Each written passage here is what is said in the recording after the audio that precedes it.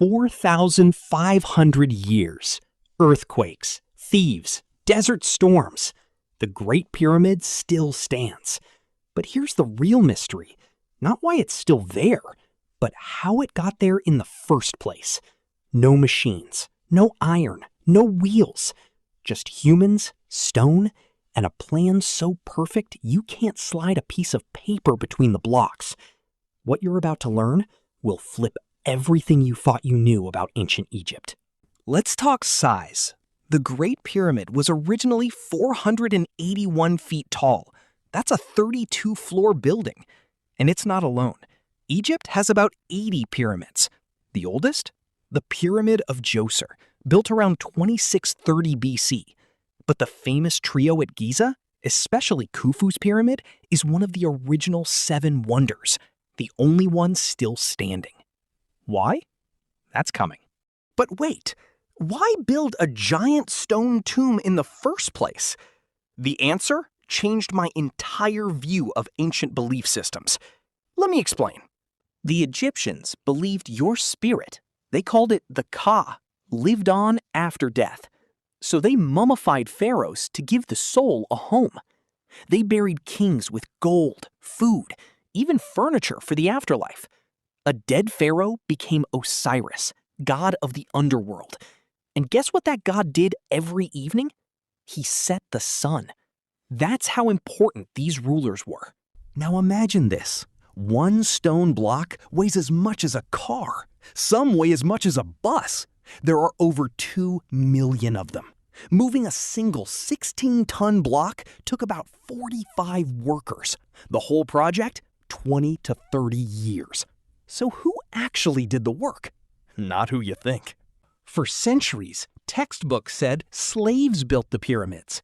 That's wrong. And no, it wasn't aliens either. Here's the truth that archaeologists only confirmed recently. About 4,000 permanent workers, quarrymen, masons, hauliers, lived on site year-round, plus another 16,000 to 20,000 temporary workers who showed up when the Nile flooded and farming stopped. They lived in organized camps, slept on mud ramp platforms, and ate well. Beef, fish, and beer. We know this because we found their villages and even their graffiti inside the pyramids. They used wooden sledges. Then, a brilliant discovery.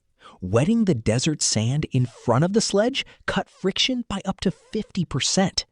No rulers. They used body measurements. A cubit was elbow to fingertip. And they aligned the pyramids to true north using stars, not compasses. But one document changed everything. In 2013, archaeologists found the journal of an official named Merer. It describes a harbor on the Red Sea, ships sailing to Sinai to mine copper for stone-cutting tools. This proved pyramid building was a highly organized, state-run operation. Not chaos, not slave labor, a coordinated national effort. But it wasn't easy.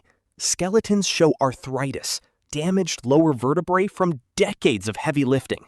These workers broke their bodies for the pharaoh. Yet, they were respected. They received medical care.